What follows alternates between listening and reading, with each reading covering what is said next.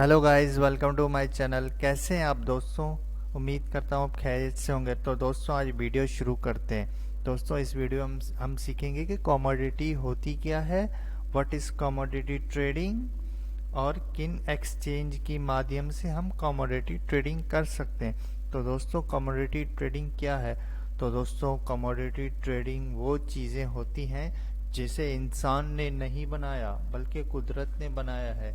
जैसे कि जो चीज़ें नेचर की बनाई हुई होती हैं, फॉर एग्जांपल वो चीज़ें जो एग्रीकल्चर प्रोडक्ट्स होती हैं, यानी आटा जिससे रोटी बनती है, और हल्दी और गोल्ड, सिल्वर और गैस भी कमोडिटी में शामिल हैं। लेकिन ये एग्रीकल्चर प्रोडक्ट्स नहीं हैं, लेकिन कमोडिटी ज़रूर हैं। What is commodity trading?